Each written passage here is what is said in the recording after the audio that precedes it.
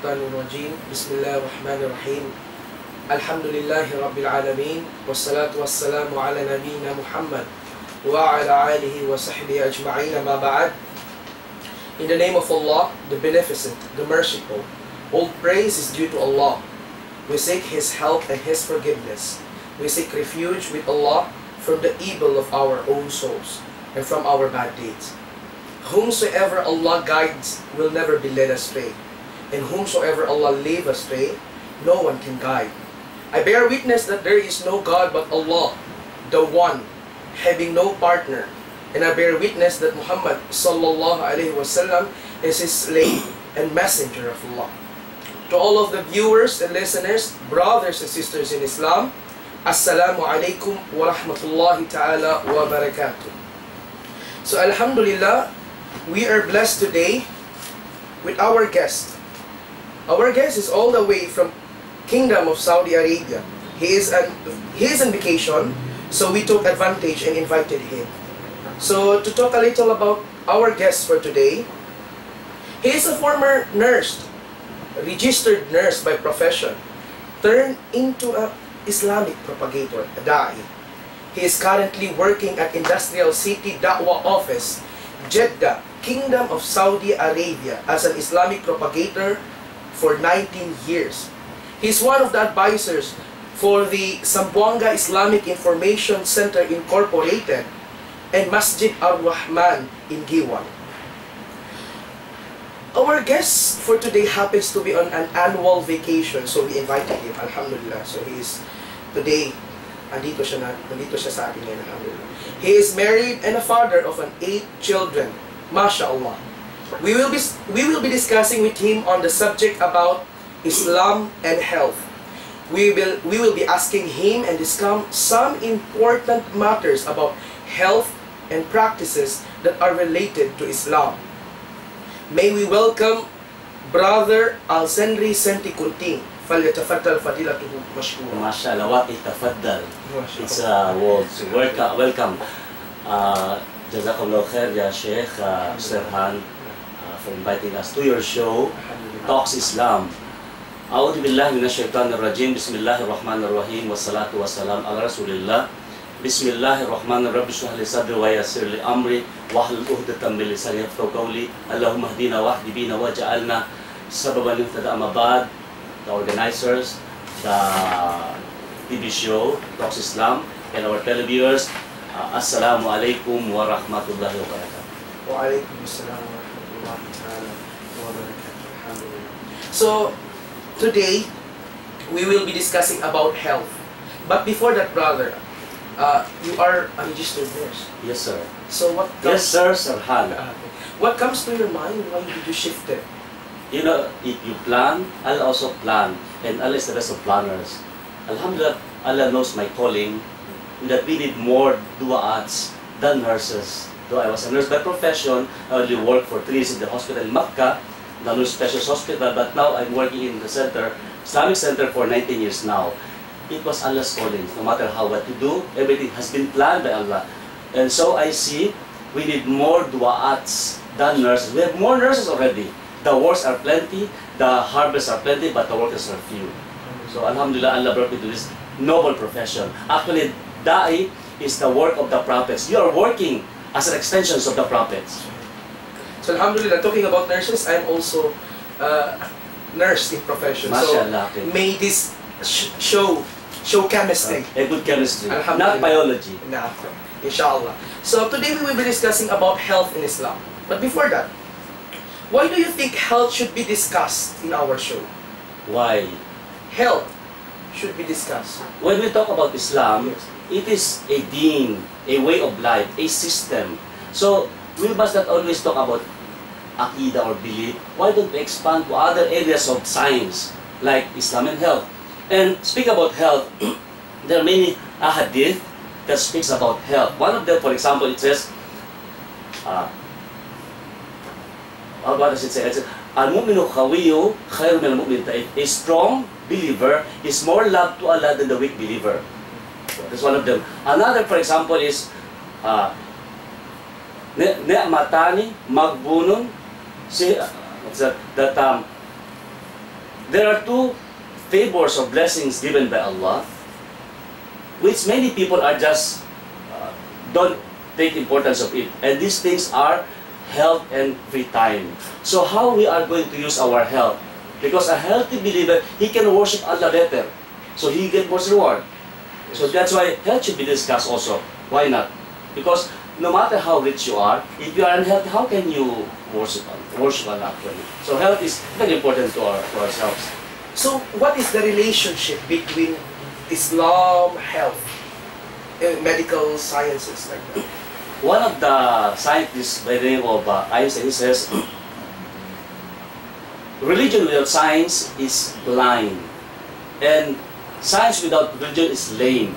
So it has to go together. But actually, among the non-Muslims, that's why they said health, science and religion must not go together. It should be separate. For Islam, no. Everything of knowledge in this world are given by Allah. So there's no contradiction between science and religion in Islam. So much so for health. So Islam is much related to health. How can you worship Allah correctly, better, with your strength, if you are not healthy? So Islam is a way of life. Health is much related to that. By the way, you see, look at the Japanese, because they do the purpose of life. The Japanese, they're advanced in technology, healthcare, education, electronic, etc. All those foods in the sea, exotic foods, goes to them to improve the healthcare, their lifestyle. But you see, suicide is very high among them. Why? Because though they are healthy physically, but spiritually they are weak. Yes. That's why when problem comes, crisis comes, because they have no correct religion, their soul have not been fed with correct spiritual nourishment, they become sick spiritually. So when the problems come, they cannot hold, they have no patience, sabar. So they go to smoking, they go to drinking, they go to drug addiction, they go to even harakiri or suicide. So Islam gives you the direction in life. If you think how closely related is health science subject or topics to spiritually and religion? Actually, it's part of it. Not just close, but it is actually, that's why, as I said, like for example, one of the hadith is, At-tuhuru, Shatrul Iman. Cleanliness is part of Iman. The non-Muslim says, they said, cleanliness is next to godliness. It sounds good, but actually in Islam, no. Cleanliness is half of the faith. Man does not live by bread alone. If you're eating physically, for example, spiritually you must also eat. In as much as you clean our body physically, health, hygiene, then what about the soul? So these two goes hand in hand. So Islam as a way of life, it is not just a set of rules of worship, practices, and rituals. It is a complete system of life. How you eat, what comes into your mouth, how you pray. Nowadays, they realize, they discover that many among the Islamic practices have some physical health-related matters built inside it. So if you practice Islam correctly, in the correct fashion, you reap the benefits. You get benefits healthily, medically. So with regard to Islamic belief systems, we have the 6 articles of belief in Islam, Arkanul Iman. I'm saying about the Arkanul Iman, basic articles of faith. If I ask you in what sense or way that the beliefs are related to health? Actually, partly I already answered that. But anyhow, for example, we have 6 articles of faith. First is, it says, Arkanul Iman Sitta. The 6 articles of belief are 6. Believe in Allah or Shahada, okay? Believe in Allah, believe in the angels, believe in the scriptures or revelations, believes in the books, believes in the prophets and messengers, believes in the next life, and believes in the something predestined. Everything is measured in this world. These things are what we call divine beliefs. Divine beliefs. But belief actually is something that you don't see but you believe. But you believe. This gives us the direction what is in the future in store for us. For example, there is next life. If you are sure that there is next life, there is day of judgment, you will be accountable. It gives you the direction, like you become contented, focused, well-oriented, goal-oriented. You know where you go. Like for example of the hadith, let him who believes in Allah and the last day do good deeds. So since you believe in Allah, there is next life, you do good deeds. So it gives you the direction in life. So you become healthy because you become contented, you become satisfied in life, you become tranquil and at peace. Because you know there is God, there is next life. MashaAllah. And by the way, today, there are many now diseases, what we call psychological diseases, because of, they are not sure with their life. But if you are sure, it may, one of the non-Muslim Maronite Christian Arab scholar by the name of Philip K. Hitti, he says, suicide is very low in the Muslim lands, suicide. And the other scholar also by the name of C.A.M. Jody says, suicide is very high in a non-Muslim land. It complements each other. Why? Because they have correct belief, they have tawheed. MashaAllah. MashaAllah. I remember one of the most important topics in Islam is, what is the purpose of our life? The purpose of our life. How can we correlate this to health? Apparently, I said it a while ago, but for the sake of our viewers, especially non-Muslims, you see, if you ask them question, what is the purpose of our life? Whether Jew, Christian, Hindu, or Muslims. But at least from us Muslims, we know already what's the purpose of their life. Some people say, they said to eat and live to eat, but whether you live to eat or eat to live, you also die. They know where we came from. They know where we are going to die. But what is here we have now, they do not know. This purpose of life make you stable. Make you know what is the real purpose of life. So when you are stable, in crisis, when crisis comes, whether psychological problem, spiritual problem, man is, inna Allah ma'as-sabirin. Allah is with those who have patience. And in Islam, once you are patient, the reward of being patient is immense, is unmeasurable. So this is what we have. What about 6 pillars of Islam? 6 pillars of Islam. Okay. Can you please enumerate the 6 pillars, 5 pillars of Islam? Of course, the Muslims knows it already. Arkanul Islam, Khamsa. The pillars of Islam are 5. We have the Shahada or Shahadatain. We have the Salah. We have Saum or fasting, Zakat, obligatory charity or almsgiving. And we have the Hajj. How do we correlate them to health? Yes. One by one, how can we correlate this to health? At least briefly. In Islam, inshallah. For example, if I'm tired or if I feel at any time in my life, in my loneliness, Alhamdulillah, La ilaha illallah. That gives you something, oh, there is no God but Allah. These words cannot describe it, but how you're feeling is, as Muslim we know that. So words can describe how that word, La ilaha illallah. There's no other God. No matter what happens, only Him and Him alone worthy of all worship. I come from Him and I shall return back to Him. He is my Lord, my Creator, my Sustainer, my Provider. I came from Him and I go back to Him. This gives contentment, happiness, satisfaction in life. And that is psychological health. You may be rich physically, you have money, but you have troubles also in life. Somebody's accident, operation in the hospital, diseases, cancer, etc. So no contentment. So Islam, alhamdulillah, la ilaha illallah. First, that's Shahada. Next. As-Salah. First, of course, Salah is the key to paradise. We know that. We are sure of that. Yes. And the real point of difference between Islam and non-Islam is as-Salah, the performance of 5 times daily prayer. Or the difference between true Muslim and non-Muslim is as-Salah. The Prophet ﷺ said, before he died, one of the last few words of advice that he made, said, O Muslim, your Salah, your Salah, your Salah. Very important. It is a pillar of Islam. Or our good deeds will be nullified without Salah. Yes. The first thing to be asked by Allah on the day of judgment is Salah. If Salah passes the judgment, all good deeds also pass, you will enter paradise, Jannah. But even if you are good, charitable, helpful, you have done other pillars of Islam, but your Salah fails in judgment day, you will enter hellfire, Jahannam. So, what about now? This Salah, Health, about health. if the medical science tells us, if it is being performed in the right fashion, in the right manner, there are so many benefits.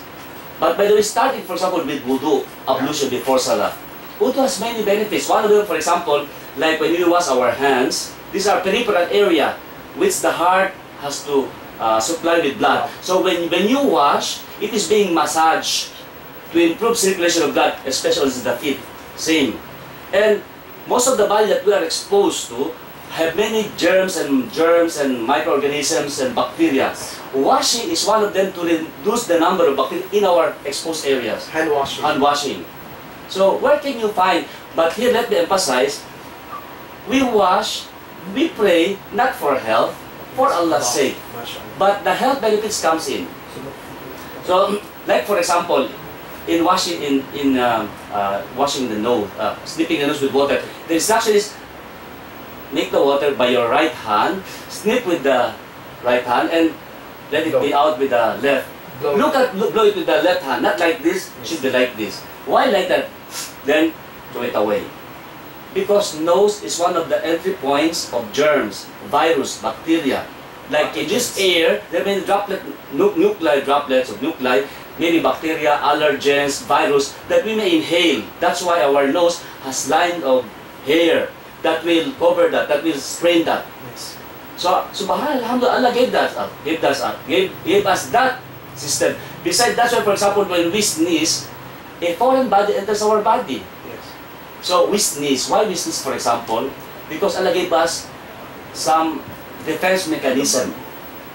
Because it's foreign body, our body rejects that. Yes. So alhamdulillah, Allah gave it. So we sneeze.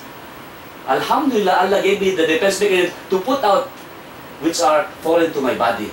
It may be virus, it may be the cause of RTI, what is this, upper respiratory tract infection, it may be cause of flu, it may be cause of whatever, colds or flu like this. Well, alhamdulillah. So, in Salah, for example, as I said, when we perform Salah, normally we stand. By the way, this Salah is a formal, 5 times daily obligatory prayer performed at specific time with specific number of units of prayer. Regular basis, whole year round, as long as you live. If you do it properly, for example, when we stand in prayer, we inhale air. After that inhalation of fresh oxygen, it is being used by the body. After being used by the body, it becomes carbon dioxide. Yes. It has to be put out to exhale. But what we inhale as 100% volume will not all come out as 100%. That's what we call residual volume, which is not good for the body. But when a Muslim in Salah, he will bow down. The internal organs, the liver, intestine, will push on the diaphragm, push on the lungs. What is left as residual volume, carbon dioxide, is being pushed out, is being expelled out. So when you stand up again, more fresh air comes in. Look how dynamic Islam is. Just in Salah, you get many benefits. Mashallah, subhanallah. To continue. Yes.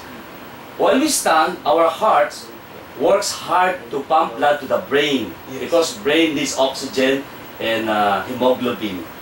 So, but the heart also works because it's against gravity. Yes. But when we go to prostration, or sujud in Arabic, by the way, prostration is the bringing of the highest part of the body, the forehead, to the lowest ground.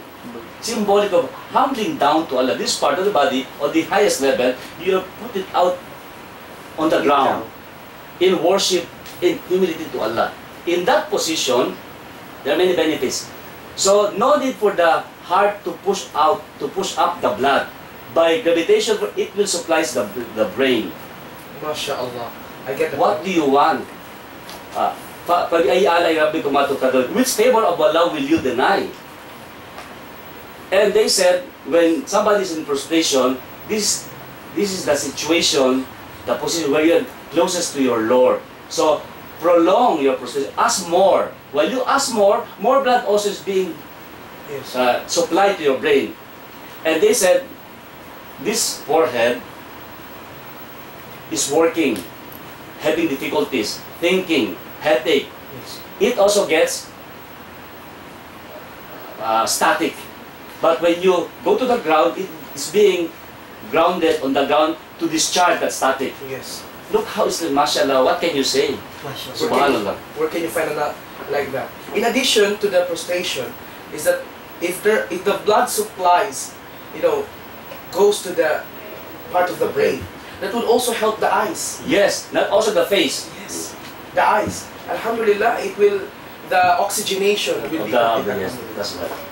Thank you for your addition. Continue. So where are you now? About salah, the health. Okay, so the salah, when you perform, it is a regular type of moderate exercise that involves or includes standing, sitting, prostrating, bowing, stretching, moving at regular moderate. So even if you don't do other exercise, the salah will do itself as a moderate maintenance for your body. If it is being done, this salah at the right fashion, with the right fashion. So we talk about shahada, we talk about salah. Now let's go with fasting. Fasting. Sound. It says in Surah Al-Baqarah chapter 2 verse 180, it says, A'udhu billahi minash shaitanir rajim. Ya ayyuhalladhina amanu kutiba alaykumus siyama kama kutiba alal ladzina min qablikum la'allakum tattaqun. Oh, you believe, most certainly fasting has been prescribed to you as it was prescribed to those people before that you may learn piety. The first lesson of fasting is piety, taqwa, takot, God-fearing, God consciousness. But at the end of the verse it says, "Wa antasumu khairun in kuntum ta'lamun." Something. It is better for you to fast if you only but know. So, what are the lessons of fasting? Yes. Actually, on a regular basis, yearly basis, we work, we eat, and eating, nutrition, diet is one of the great contributing factor in our health. Yes. More food, more protein, especially more carbohydrates, more monosodium glutamates, more aspartame. These are chemicals and poisons and toxins. In the body. More salt, more monosodium glutamate, more sodium nitrite, preservatives. So, what do you think of ourselves? To ourselves, to our human body. We are also human body. We will be affected by it. Yes. But when we fast 30 days in the month of Ramadan, for 30 days, at least 12 to 30 hours daily, this fasting actually is a natural healing. But by the way, let me emphasize, we fast because it is a pillar of Islam. Yes. It is a commandment. It's obligatory. It's compulsory. But speaking on its health benefits, when we fast, fasting is a natural way to healing. Like for example, when you are sick as a child, your mother says, your natural feeling you don't like to eat. Yes. The gusto, the gana, the desire for food is being lessened down. Why? Actually, it's a natural way to healing. The more food you eat while you are sick, it will increase the metabolic rate. So it causes you more problem. Yes. So, like animal, when they get sick, they hibernate. They go to a certain place, they don't eat. Because hibernation is a natural healing. So, that's why your parents, your mother used to give you soft diet, dugaw, or like this, porridge. Yes. Because, so that you can easily tolerate less work of the body, less metabolic rate. So, fasting is a natural healing to body. And so, when you fast for 30 days in the month of Ramadan, it is a yearly overhaul Yes. of the system, gastrointestinal tract. You lose more weight, you lose more fats, you put out more toxins like I mentioned earlier, aspartame, sodium glutamate, lectin in other words, glutamate, Sodium glutamate. another toxins, fats, etc. So, what can, like for example, we are told to fast as a sunnah. It's not obligatory, like 13, 14, 15th of the month. Why we fast this? We follow, it is voluntary. But why 13, 14, 15th of the month? We just follow. Aman na, sadak na. We hear and we believe. Aman na, wataan na. We hear and we follow. So, it says, I heard from one of the Arab Egyptian doctor, he says, when we fast during full moon, 13, this is lunar calendar, 13, 14, 15 of the month. Diba, sa atin, we say, why is like that? full moon. Ah, kaya pala, because he's lunatic. Yes. Because the moon has something to do with the high and low tide. So our body also composed of 70% water body weight. It also affects us. We will become elated, too much happy, too lonely, etc. To stabilize that, fasting on the 13th, 14th of the month will stabilize your sense of equilibrium. Balance. Balance. So look how fasting is. Mashallah. But more than that, fasting has many also medical benefits, as I said a while ago. That's another detailed subject. MashaAllah. We have a question from our viewers. Why does a Muslim need to be healthy? Because some Muslims forget their own health in gaining the pleasure of Allah. You know, many people nowadays, they are conscious of their body. Yes. Okay? It is not haram in Islam to have people for the gym, for example, to stay healthy, healthy diet, healthy lifestyle. But ultimately, it's not for show that you have an abs, you have a good breast. No. It is to worship Allah. Of course, it makes your body beautiful, and Allah loves beauty. Why not? But use it in the proper sense.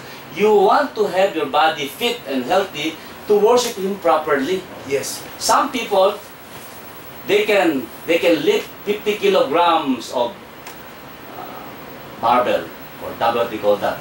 But in the morning, in Fajr prayer, prayer in the morning, they can even lift a kilo of their blanket to pray. Look at the imbalances Of this. I don't know how. So we want to be healthy, so we could worship Allah better. As I said earlier, matani magbulon, katiro minan nas, as-siha wal farag. Many among people who forget the favors of Allah given, they just don't care about it, is health and free time. So we must use our health, and one of the hadith says, take care of 5 things, important things, before 5 things will come. Your youthfulness before you become old. Yes. Your wealth before you become poor. Your health before you become sick. What else? Your life before you die.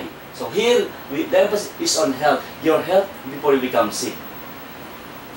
Now we are strong, mashallah. We have no time to worship Allah. But when the times, after 20 years from now, we become weaker. Now Allah, give me a long life. Give me strength to worship you. Where now? How?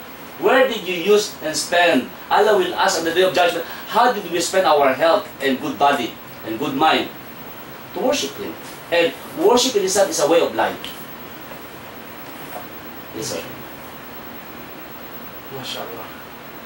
Alhamdulillah. So, inshallah, we will have a break. 5 minutes break, inshallah. We'll be back, brothers. Okay lang. Sige, ano? Inshallah.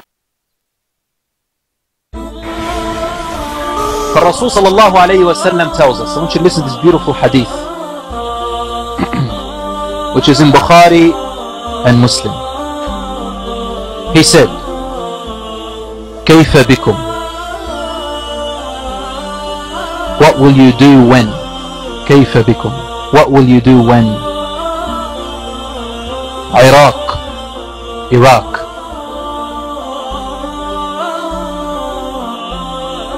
منعت العراق قفيزها ودينارها.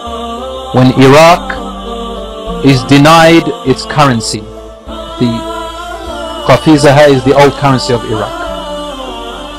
What will be your state and what will you do when Asham, when its currency is denied? And what will you do when Egypt, its currency will be denied? And you return to where you began in the first place. What does this mean? When Iraq is denied its currency, when a country falls, its currency falls as well, doesn't it? And you no longer deal with its currency. Another currency replaces it. Rasul ﷺ, or the narrator of this hadith, the Rasul ﷺ was asked, how will it fall? And he said, by foreign intervention. Foreign intervention. Al-Ajam. So Iraq's currency will fall by the invasion, and another currency will replace it. Then, after that, he placed it in sequence. Ash-Sham's currency will be denied. So Ash-Sham as a nation will fall. Again, another currency will replace soon, and it has to be by a foreign intervention. Currently, we see only one part of it, inside. It's a bigger picture than what you think. Yes, this is one part of it. Yes, there are oppressors. There is an oppressor in there. Yes, there are oppressors. Yes, it is there. However, it is one of the rocks, one of the plots within the bigger plan. Then Rasul ﷺ said, after Ash-Sham, he mentioned Misr, Egypt. You think it's over for Egypt right now? According to this hadith, which is in Bukhari and Muslim, something else is coming up. When the currency of a nation falls, it means that the country itself falls and there is an invasion, as Rasul ﷺ mentioned over here. It's not happened to Egypt yet, but this seems like the sequence that Rasul ﷺ is informing us about it. He also said in another narration, this hadith by Abu Huraira, تُنْتَهَكُ ذِمَّةَ اللَّهِ وَذِمَّةَ رَسُولِهِ. What does this mean? ذِمَّةَ Allah, meaning the Romans or the non-Muslims who used to exist at the time of Islam, when Islam ruled for more than 1,000 years. There were non-Muslims who lived in the lands of Islam, and they were called Dhummis, meaning the ones who are entrusted to us. They lived in our lands and we gave them the right to live in peace, and they had to pay something in return for our protection of them. But not the Muslims. Muslims pay zakat. They had to pay this thing called jizya, which means they will protect you, provide you. Today they say tax, we call it jizya for the non-Muslims who live among us. Only this is a type of agreement. When this, he said, the people who used to do this before, they will no longer do it anymore, meaning they will be overpowering you. And these are the types of people who will invade you. Now these are the facts, and we see it today. What has happened to Iraq is not something that anyone can deny. And what is now happening in Ash-Sham is both intervention within and outside. And it is yet to come. Ash-Sham, however, is totally different to the rest of the world. It is different to Iraq. It is different to Egypt. It is different to everything. Ash-Sham means Lebanon, Syria, parts of Jordan, Palestine. They call it today Israel. I'll call Israeli territories are in there. Palestine and parts of Turkey. This was Ash-Sham. And you know when after World War I what happened? They divided Ash-Sham. They concentrated on Ash-Sham to divide it into different states, each one with a flag. And they turned the Arabs and Turks against each other because we were once one nation. It was called the last Khilafah al-Uthmaniyah, because we became materialistic, and our pride of lineage and our pride of nationalism and our pride of racism crept into us. This was the best way to plot and plan to break us apart. Until today, look at us in misery. For Rasul ﷺ said, "Utrukuha fa innaha muntina." Leave it alone, for it is a stinking carcass. It cannot bring anything but misery, unhappiness and stench. This is what's happening to us today.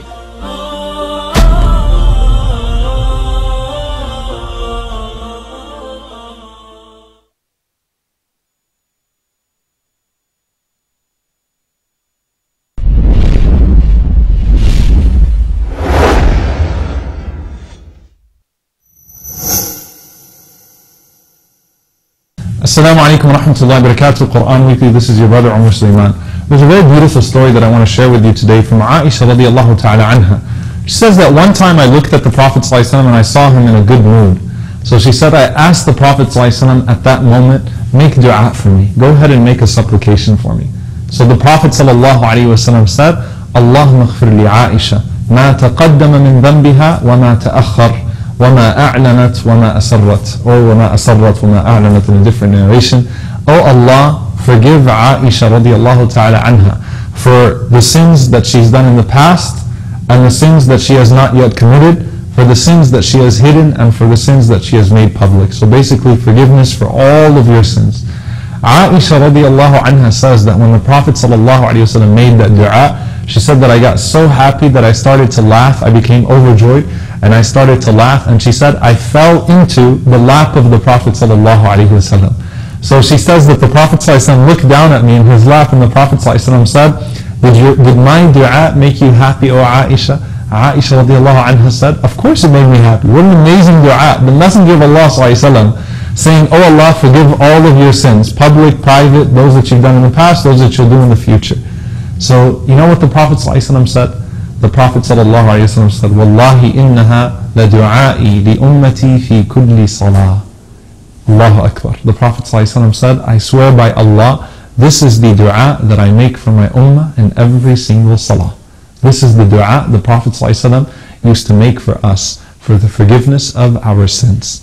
And that's what made Aisha radiallahu anha happy. Allahumma ighfir li Aisha ma taqaddama min dhanbiha wa ma ta'akhkhar ma a'lanat wa ma asarrat. Oh Allah, forgive Aisha. And the Prophet ﷺ would say, oh Allah, forgive my ummah that for their sins, that which they've done in the past and in the future, what they've hidden and what they've made public. How beautiful is it that we had a Messenger sallallahu alaihi wasallam who cared so much about us that he made that dua for us every single salah, though he's never seen us. And how beautiful is the reaction of Aisha radiallahu ta'ala anha to be overjoyed and to smile and laugh that the Prophet ﷺ made that dua. So I hope all of you are getting overjoyed right now and laughing. So end off inshallah ta'ala just by saying Sallallahu alayhi wa sallam, Allahumma salli wa sallam ala nabiyyina Muhammad. The only way we can repay him is by sending our salawat upon him, asking Allah to send his peace and blessings upon him.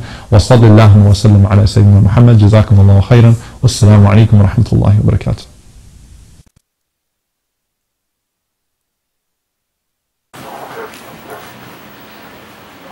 Assalamu alaikum, welcome back Talk Islam. So we have comments from our viewers.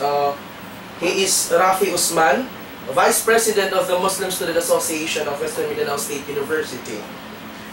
MashaAllah, Alhamdulillah, love and greetings to our media da'wah, Nida-ul Islam Foundation, from you subscribers and followers.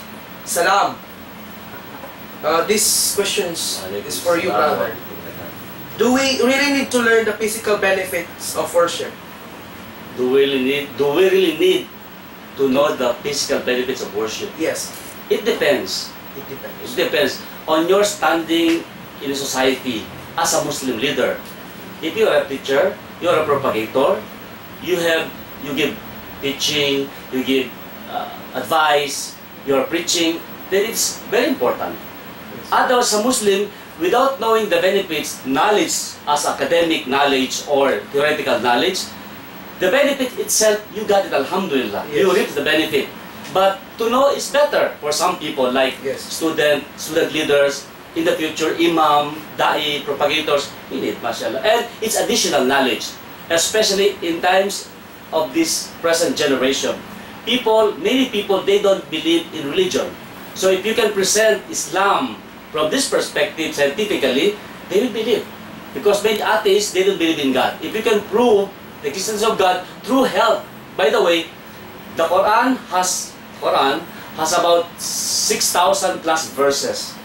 More than 1,000 of it speaks about modern science, like mathematics, physics, astronomy, biology, reproduction, etc. in the Quran. So that's why Einstein says, religion without science is blind, and science without religion is lame. So we have to have both. But of course, this science is just part of Islam. And here we use the Quran as a yardstick to measure science, but not science to measure the Quran. Yes. So our Quran is our ultimate measurement of science, the Quran, not the vice versa. MashaAllah.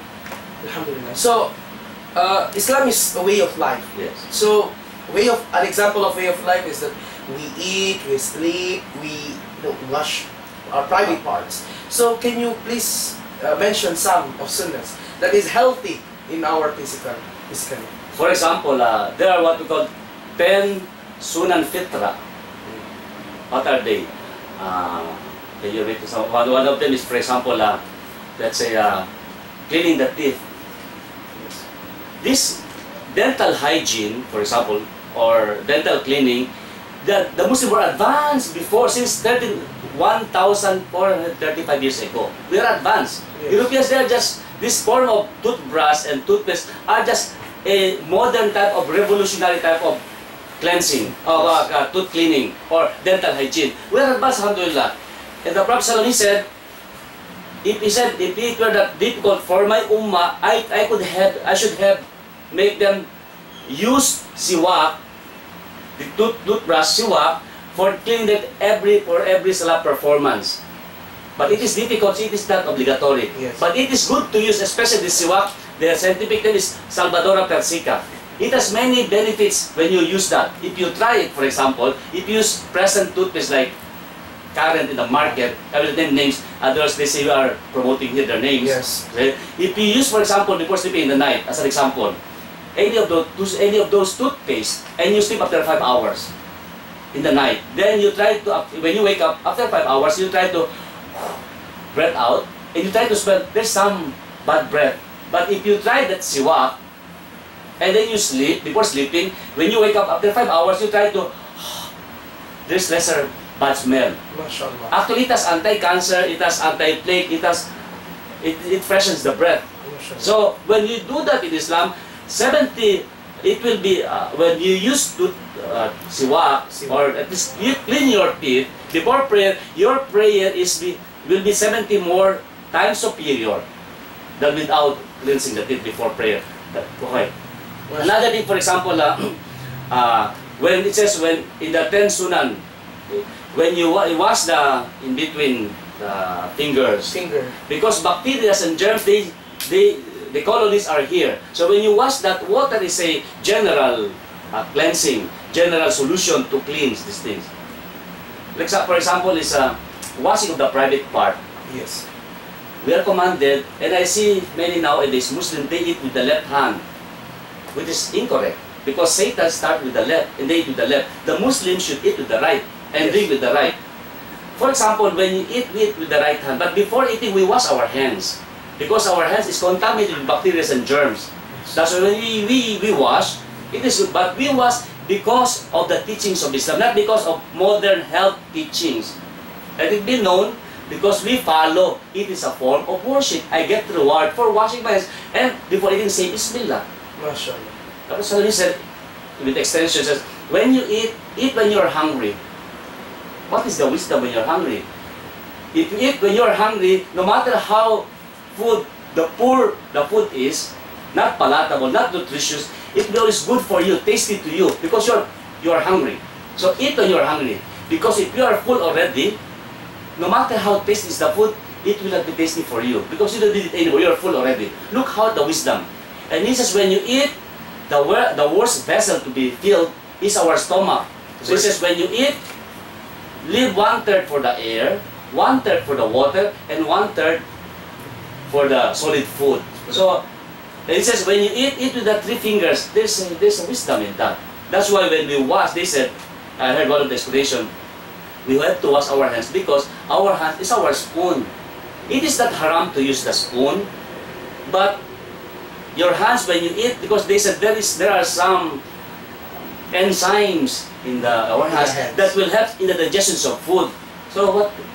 Pabi'ayi ala irabbikum atukadriban. Which favor of Allah will you deny? Look, Islam looks. That's why when some people lick, Rasulullah said, you lick your hands. But if you are with the brothers, it's alright, no problem. But if we're non-Muslim, you don't do that. But you can collect that food and eat by yourself. No problem. You have to be practical and flexible enough. So, eat with the right hand. And in cleaning the private part, the front and back, with the left. Because these are waste materials, full of germs. I read in one of the books, it says, the fecal material, you know the material? Feces. Fecal material of a healthy man. 1 gram of it is about 100,000 million germs in 1 gram for a healthy individual. If that person is afflicted with, example, typhoid, Yes. 1 gram is about 40 to 50 million of germs in that. Can you see? So that's why we have to wash our hands. So he said, when you eat properly. Sit down properly, and eat enough what you need. Anything is too much is not also good. You eat too much, not good. You eat less, bitin. So the Muslim are ummat wasatan. We are a justly balanced nation, a justly balanced community. We are moderate type of people. We are not extremists in that sense. MashaAllah. Can I continue? So, okay. mention some about sleeping. Sleeping, okay. Sleeping, drinking, like that. I learned before when we were in nursing, they said that this bangungot syndrome, Yes. bangungot syndrome, especially for Filipinos, they are prone to bangungot syndrome because they eat too much of heavy meal, especially carbohydrates. They eat rice, they eat bread, they eat noodles, and other types of carbohydrates, which are heavy for the stomach to digest. So the health practices, when you, after eating heavy meal, don't go to sleep immediately. And the Prophet said, when you sleep, don't sleep flat on the bed. A sunnah, prophetic way of sleeping, is to sleep on the right side lying position. We don't know that, we just follow as it is. Said lying position. Why right side lying position? We don't know. At least in the beginning, right side lying position. Later on, if you become unconscious, no problem to turn over, Yes. turn side. But at least you get the reward as a sunnah, as an ibadah worship. So, especially after heavy meal, going to sleep, it's bad for that. That's why many Filipino, especially Filipino, because of love for carbohydrates, they go to a bangungot syndrome. Yes. Because when you sleep on the left side lying position, and medical doctor says today, said the best position is on the right side lying position. Because if you sleep on the left side, the right lungs is bigger and heavier than the left lungs. Yes. It is a weight bearing on the left heart. And when we eat, for example, when we eat the food, it will enter the esophagus, the stomach. The stomach position is like this, not like this, it's like this. After it is in the stomach, there's what we call the ileocecal valve. The valve. Ileocecal valve, yes. Even if we sleep, the stomach continues to digest, and the intestine continues with its peristaltic movement, pushing forward of the food content. So when you sleep on the left side, the food is being stuck up there. But when you sleep on the right side, lying position, by nature it will flow naturally. That's one. So, Fabiyahi ala ay Rabbi kumatukadiban. Which favor of Allah, teacher of Allah, will you deny? Second, it says, the Prophet, he said, he forbade the sleeping on prone position, nakadapa. One time he went into the masjid, somebody was lying on his stomach, he kicked it with his feet, said he hate that type of sleeping. And Allah hate. And people of hellfire, they sleep it that way. Yes. So why, medically, they said, when you sleep on prone position, it will impede or obstruct the digestion process. Beside the spinal column, it is sleep unsupported. It gives a sway back, low back pain. So where can you find? Only in Islam these things. If you follow Allah, Islam properly, then the benefit is yours. It says, so that's about sleeping, by the way. Yes. MashaAllah. So, as we all know, Ramadan is fast approaching. So, Alhamdulillah, of how many days from now on, or how many months, more or less, fasting will be starting. So, inshallah, let's talk some of benefits of fasting. Let's talk about medically, longevity, psychologically, socially, economically, morality and spiritual. Some Westerners, they just fast for sake of fasting, for diet, beautiful body, health, etc. We fast because of Allah, to earn His reward and to learn taqwa. Taqwa means obedience to Allah's command and avoidance of His prohibitions. That's taqwa. In Tagalog, takot. This word takot must come from Arabic. Taqwa, takot. Actually, many Tagalog words comes from Arabic. Even English word also like algebra, algorithm, alcohol, elixir, comes from Arabic. So we are not supposed to be. So the Quran says, "Wa anta sumu khayrun lakum in kuntum ta'lamun." It is better for you to fast if you only know. Yes. Look, one of the Filipino scientists who passed away, well known by the name of Ernie Baron. When he has patient, he used to prescribe cleansing diet.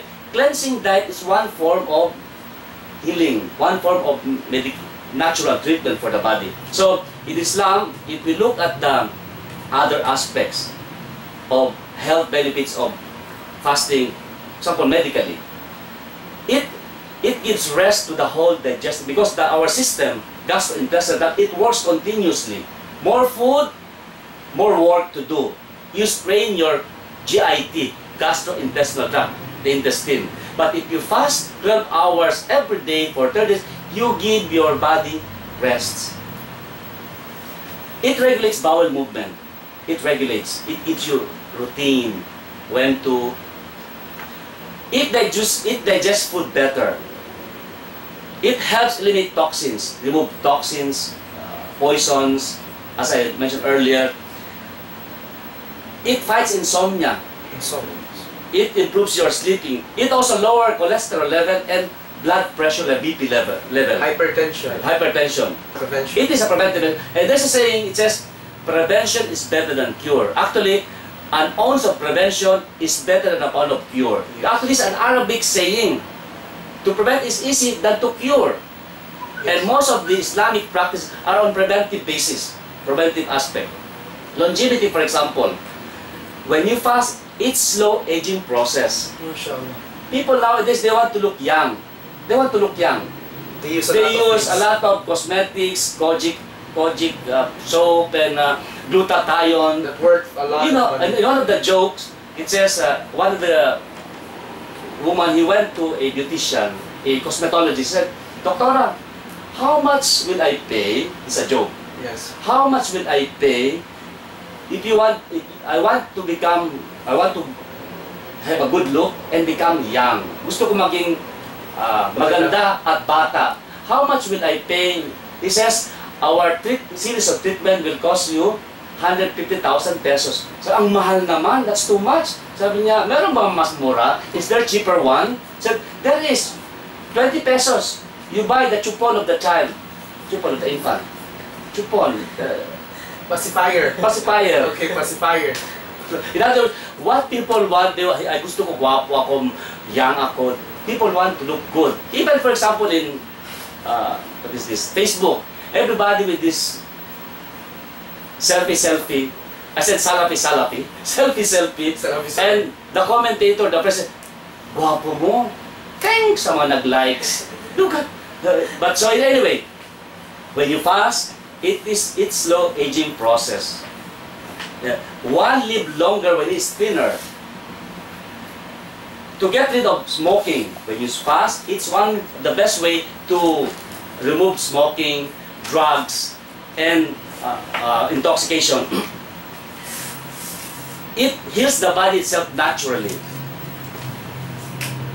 It feels you look and feel younger and better, and you also feel physically and mentally better also. Yes. Psychologically, because we say Islam is a way of life. Who could be better than Allah in prescribing? So when we fast, psychologically, it provides rest to the body and mind. MashaAllah. It will increase our willpower. It controls our oneself. You can control yourself better, and it sharpens your senses. It increases your self-confidence. You're more confident when you're fasting. So, in one of the jokes, if you fast, you feel more confident. As a young boy asked his dad, said, "Dad, what is the difference between confident and confidential?" The dad says, "You see," he's a non-Muslim, not a Muslim. "You see, son, you are my son. Kilala kita. I'm confident. Your friend in the school is also my son. That is confidential." That's only a joke. But I'm saying is, when you fast, you feel more confident. Because you have the forgiveness of Allah, etc. Socially, when you fast, you learn how to love the poor. You learn how to feel like the poor people. When you feel hungry, you know how the poor people are hungry. So therefore, you become more generous in giving. Economically, you learn how to spend wisely. You also give charity. Morally, it makes you inspired to do good deeds. Give more sadaqah, more ibadah, more worship, more salah, more dua, more dhikr, more good deeds. And it makes you refrain more from evil and sin and bad deeds. Spiritually, it brings you to higher spirituality. There is forgiveness of sin. There is asking for forgiveness. And you implement the obligation set by Allah on you. You fast because for His sake. These are some of the benefits of fasting in Islam. So, mashallah, one of the dua, it says, Wabalig na Ramadan. Oh Allah, Allah mabalik na Ramadan. Oh Allah, make us reach the month of Ramadan. Now Ramadan is very near, only what, a month. So may Allah catch up with the month of Ramadan. For us, in order for us to again repent, to renew ourselves, to get these benefits, which non-Muslim don't have, which we have. MashaAllah, brother. MashaAllah, alhamdulillah. So, there's a lot of things that we learn today, alhamdulillah, when it comes to health. That's just a little of sunnah, alhamdulillah. If we're going to talk about it, maybe we need a whole year, not just a whole year. How many years to talk about all of this? So alhamdulillah, we are very happy, alhamdulillah, that our brother, our chef is... How many minutes do we still have left? Alhamdulillah. So we still have, how many minutes? 5 minutes. Inshallah. So for... Can I add one about sleeping? That's very important. Yes, okay. Mention sleeping, brother. There's a saying nowadays, it says early to bed, actually it's an old saying, early to bed, early to rise from bed makes a person healthy.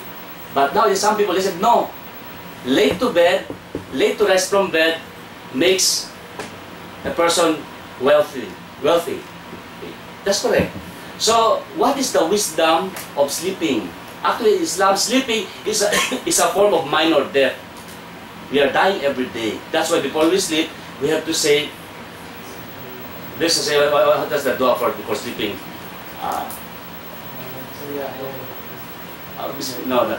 The waking up is Alhamdulillah, Alhamdulillah that Allah gave me life again, bring me back to life after death. But before sleeping, Bismillahirrahmanirrahim wa ahya. In your name, O Allah, I die and I live. Because we die. Okay. What is in a sleeping? Medical science today, they don't know what is sleeping till now. They will continue to search for the real purpose of sleep. But for us, it's a minor death. Like the Quran says, وَجْعَلْنَا مَكُمْ سُبَاتًا. Says, so, the Prophet ﷺ said, one of his manner, says, after Salatul Isha, if there's no da'wah, teaching, he goes to sleep. He sleeps early. Because he wants to wake up early in the morning, like 4 o'clock, because the last third part of the night is the best to perform Salatul Qiyamul Layl or Tahajjud.